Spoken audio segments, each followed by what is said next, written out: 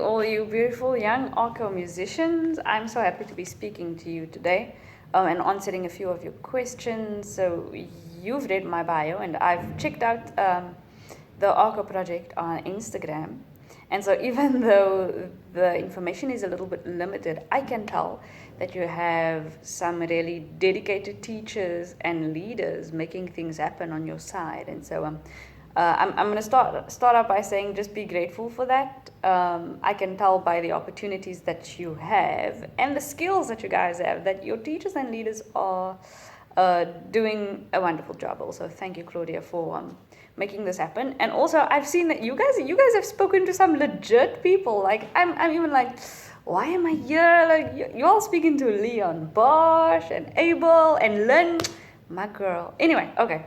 So yes, I just want to say I'm happy to be here and thanks so much. I'm gonna jump straight into a question by Kanye asking who my favorite composer is. I'm going to say Bartók. And I wouldn't listen to his compositions every day, but as a composer, in terms of rhythmic boldness and slight aggression, you can call it aggression because it gets quite hectic. I think Bartók is my favorite. So I want to play some samples just so that you get to see why I like these composers. Let's check out Bartók. It gets really hectic. It's going to be loud. It's going to be crazy, okay?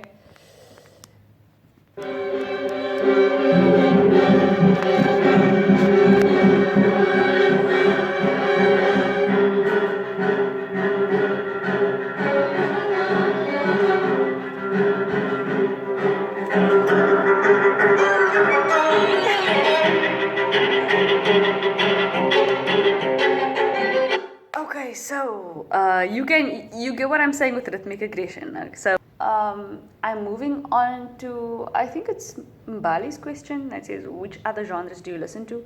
So there's a straight up jazz, and I'm gonna play you like a nice chill jazz number by one of my favorite saxophonists, Bob Reynolds. He's played for John Mayer and he's played for a band called Snarky Puppy.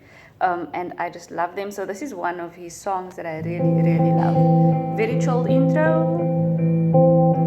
And the theme comes in on the saxophone a little bit later.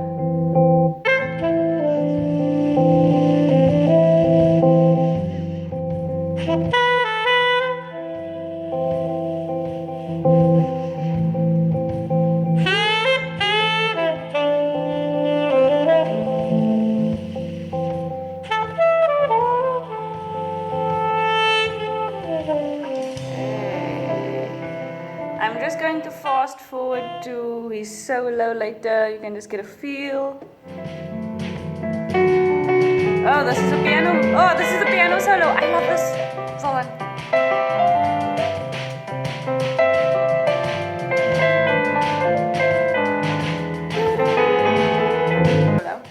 Since we are on piano, I'm coming back to South Africa a little bit. I listen to some Carl Shepard as well. He's a Cape Townian pianist, plays a lot of Cape jazz. He has a composition called Kamis.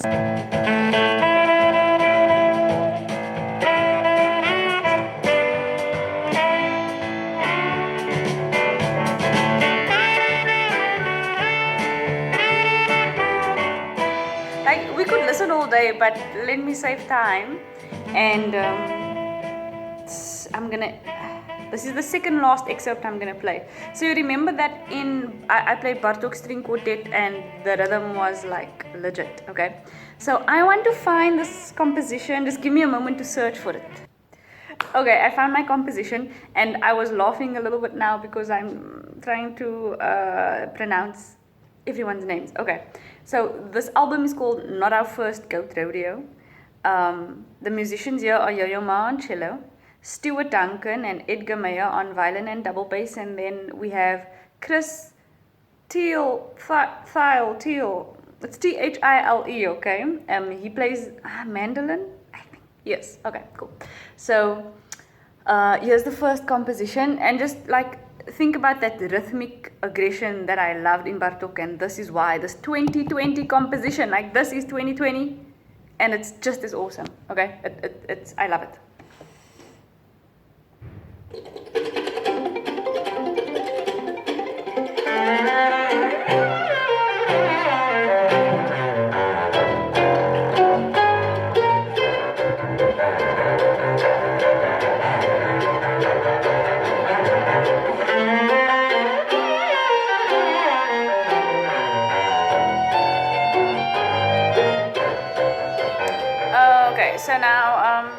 now that I've played some weird stuff, there's a beautiful composition on here. Okay, I'm saying beautiful, but it's actually groovy. This is called 757 milliliters. Sorry, this crazy one that I just played was called Your Coffee is a Disaster. Okay, this is the one that I love. Actually, I love all of them. I'm gonna fast forward a little.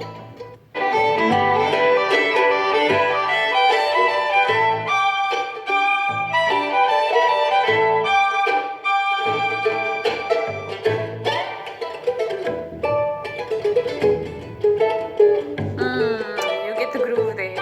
Okay, so that's what I listen to. Yeah, it's really a wide range. There are actually so many more artists that I love listening to, but just like I can't share everything. So now the question actually was, what genres do I listen to? And the thing is that you actually have to now put them in a box.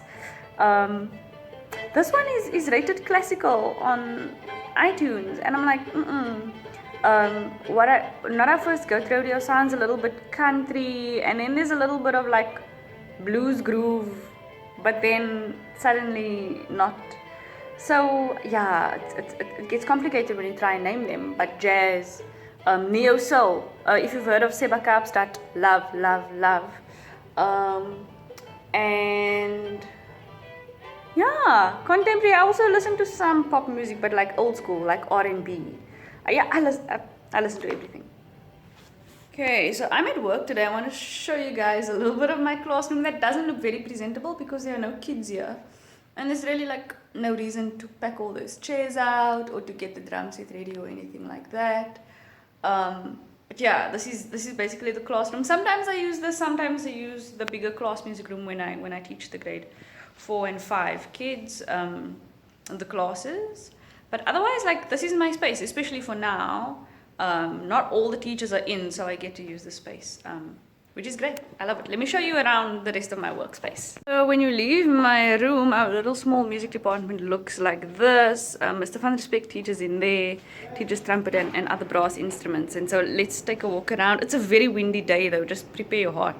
Well, this is my passage. And I'm just going to show you how it looks outside. That tree is dancing like crazy. It's pretty rainy. So we do our screening here in the mornings, like the kids come to school and yeah, we have to take the temperatures and all that stuff. So COVID is very much getting in the way of our usual practices. I teach online. The wind, can you hear the wind? Anyway, I teach online. Even though some of the kids are allowed to come back to school, it just makes it easier to stay teaching online. There was one question that I wanted to answer. I can't remember who asked it, but the question said, why did you decide to go into jazz despite your background? And there's something that I want to clear up quickly. I think, can I set up over here? Yeah, so I think that the truth is actually that classical music is not my background. It's just that where I learned to play music, they taught classical music. I think my background has more to do with the kind of music that I grew up listening to in my home, which was loads of C.C. Winans, Kirk Franklin, Israel Houghton, and Michael Bublé. There was a little bit of Patricio in the mix. I don't know if you guys remember Patricio. It was like he came and then he left, and then we saw him no more. But that's the kind of music that I was exposed to. So me going into jazz is not despite my background. I would say it's because of my background. What I'm doing is just bringing my musical education closer to my background. That's what I'm doing. So now that we've cleared that up, don't touch your face. The reason that I'm doing this is to be a little more true to myself. It's one thing. And to be able to take part in an art form that resonates with my community, and to see that come alive is amazing. To see people's reaction when you play their music on an instrument that is not their instrument or not conventionally one that they've seen played in their community, like it really it makes people alive to the idea and the possibility, and that's really what I want to do. And then also I'm going into into these genres other than classical music because if this is going to be my career for the rest of my life, you surely have to find something that you're going to enjoy and love for the longest period of time. And for me, this is it. Next question was, how do you get started on other genres? So I just mentioned that other genres is what I grew up listening to, and that's like the first most important thing. You have to be listening to whatever it is that you want to play. You have to know what sound you're going after, what language you are trying to speak. Okay, we have to be listening to it. So that's one place to get started, which brings me to the next question. How do you go about with transcription and improvisation? So transcription, I say sing, sing, sing, sing, sing. That's the one thing that helped me the most with transcribing things. Once you can sing it, you can slow it down so that you can hear it better, and then you can figure it out on your instrument. So singing is amazing if you want to transcribe melodies. And then also you want to be able to express a melody in scale degrees. That's what helps me in transcription as well. So if you want to use sol fa do re mi, use do re mi. If you want to use 1 2 3, use 1 2 3. You know.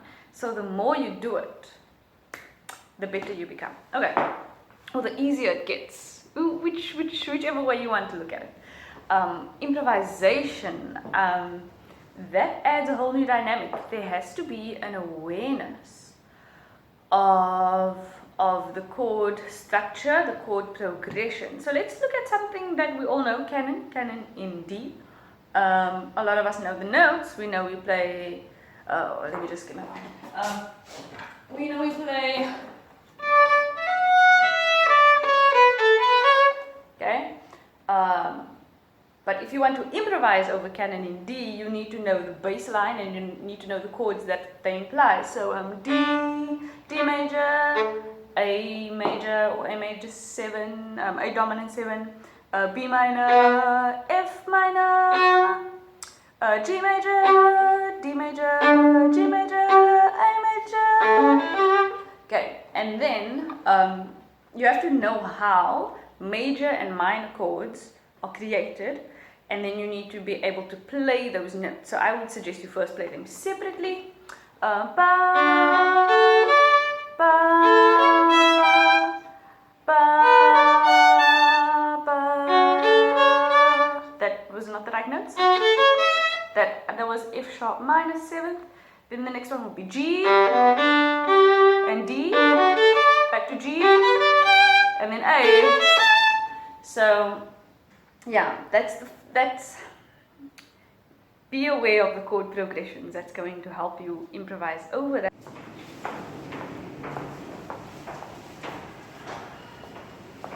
Check that out. I just want to be at home under some blankets right now. Okay, so I want to get back to Kanye's second question, which was what is your favorite quote by a musical legend and why? So I might be deviating from the definition of musical legend right now. My musical legend is my teacher when I was, I think from the age of 14 up until 18 or 19. Ronnie Samai was my violin teacher. He says that honesty and sincerity are the keys to success. I might be paraphrasing a little bit, but he's basically saying honesty and sincerity will get you there, okay? And it's my favorite quote because it makes no sense. Well, a little bit. When you really dig deep, it makes sense. But on the surface, when you hear it, it's kind of like honesty and sincerity. They are nice, but they almost like it's not like hard work. Someone else would say hard work, discipline, and I'm sure that he believes that hard work and discipline plays a part. But I think I love the fact that Mr. Samai, when he says that quote or that saying, or that when he expresses that belief, that it places emphasis on the state of the heart. it places emphasis on who you truly are, not just how you can play, what you can do, like how your skills are, but the kind of thing that forms relationship, that makes people get to know you, and that makes them want to support you. And I think that goes beyond just skill. So I can't remember the question.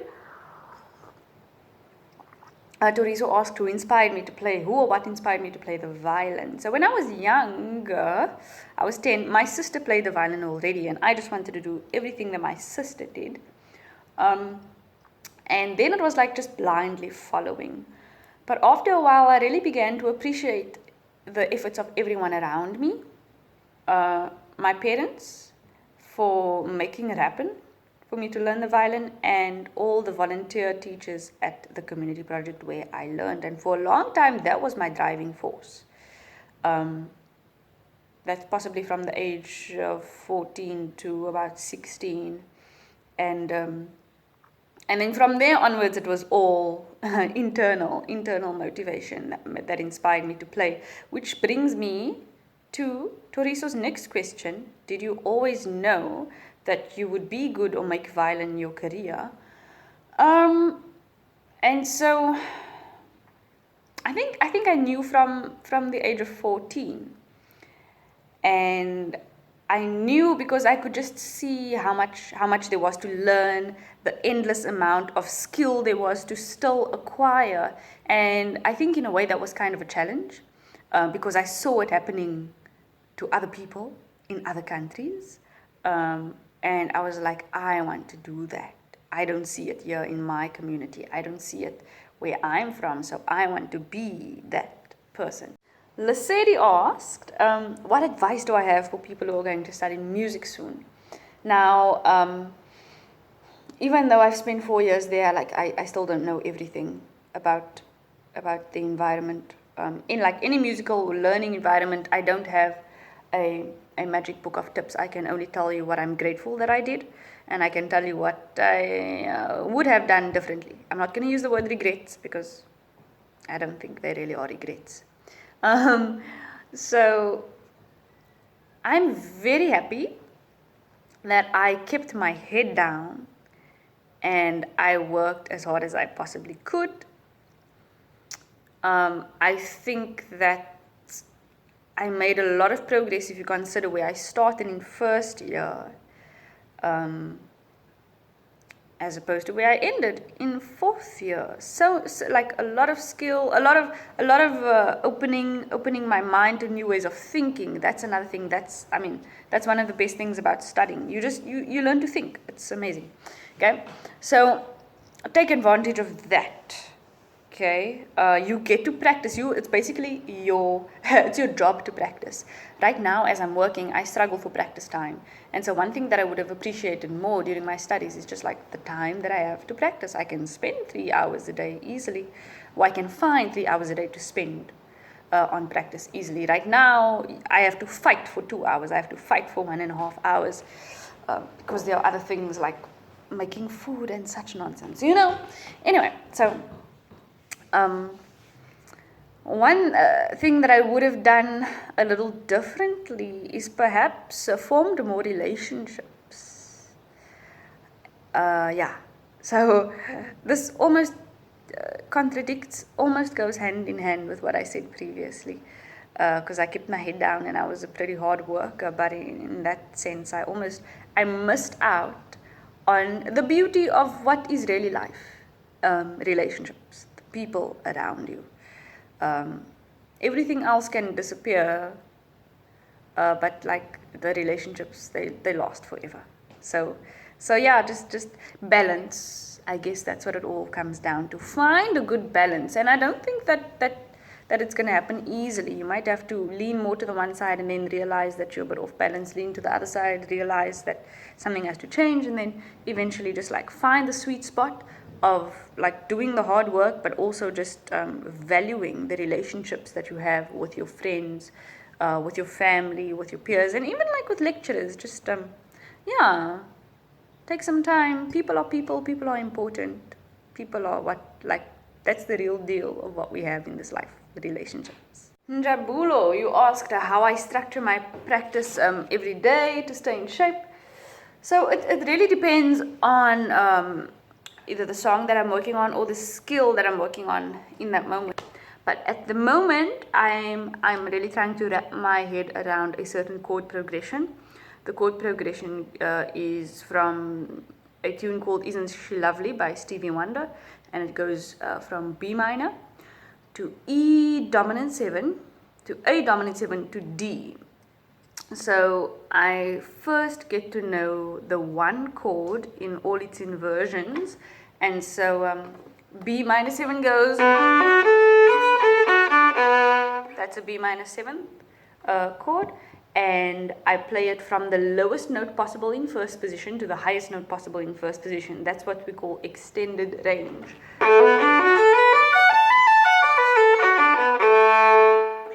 And then I play it in extended range but in inversion, so 4 notes, starting on the lowest note, then starting on the second lowest note that I have, then starting on the, so it goes.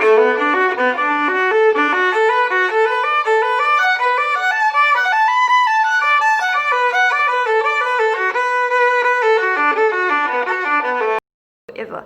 But that's what I'm practicing right now. Not only does it keep me in shape, because as you can tell, it's a lot of arpeggios, it's a lot of broken chords, it's a lot of scales. And so not only does that keep my technique in shape, but it helps me internalize the chords of the song, which is going to help me be creative when I improvise. Mbali asked what I enjoy the most about playing the violin. I would describe it as changing the atmosphere in the room. That is my absolute favorite thing. Playing, and it's one of two things. You hear absolute silence. Like, absolute silence. If you stopped playing, you would hear a pin drop, because people are just like, or when you are playing something special that people can relate to, or something beautiful, absolutely beautiful. So I'm not talking about Bartok string quartet now. You don't, not now.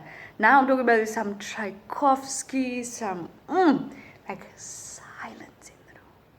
It's like you change this atmosphere to there's a weight in the room, and people are feeling it, So okay, that's one. The other way that I usually feel the atmosphere changed is when there's just a peace and a comfortability that my playing brings around the room, and people feel the freedom to hum along. That just adds it's like a. So yeah, my favorite thing about playing the violin is changing the atmosphere in the room. It was so good speaking to you guys, and yeah, I know that you've heard this before, but I feel like it's worth saying again, that you can literally do anything that you put your mind to, regardless of where you come from, regardless of how many resources you have, regardless of how much money you have. There are opportunities that are laid before you. There are doors that will be open.